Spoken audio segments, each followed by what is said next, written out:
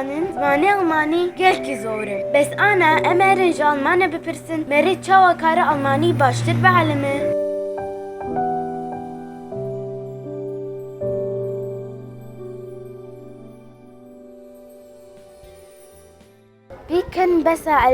Wie können die Ausländische besser Deutsch lernen? Was ist eure Meinung?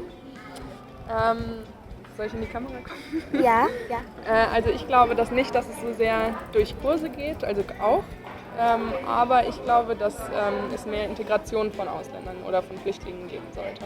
Dass sie quasi mehr in unseren Alltag mit integriert werden. Wir haben zum Beispiel eine freiwilligen Organisation von der Uni, wo Studierende mit Flüchtlingen zusammen Abendessen. Und ich glaube, durch sowas kann das auf jeden Fall gefördert werden. Dankeschön. Vielleicht euch. Du auch noch.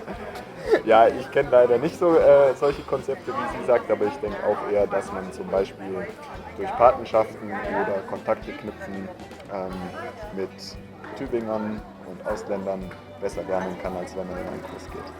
Dankeschön, alle beide. Deutsch ist ja eine ganz schwierige Sprache.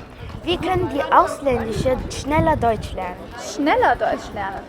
Ich glaube, man muss sie ganz viel der deutschen Sprache aussetzen. Ich würde sagen, am besten rausgehen in die Stadt, sich mit Leuten unterhalten, versuchen zu unterhalten. Ja, und wahrscheinlich gibt es bestimmt irgendwelche Kurse, wo sie gehen können und Deutsch lernen können. Dankeschön. Und vielleicht ihr noch eine Antwort? Ja, also ich finde es auch, wenn man unter Leute geht, dann ist es immer gut und ein Deutschkurs stimmt auch und einfach gucken, dass man viele soziale Kontakte kennenlernt. Dankeschön. Wie können die Ausländische besser Deutsch lernen?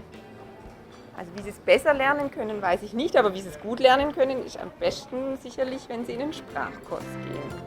وديت ألمان دبيجنشي لازم مرة هيري كورس ألماني لازم هبالي مرة ألمانشي وآخر مام لازم مرة بتعبر وأنا شوارع بالماني دبيجم تشيس bis nächstes Mal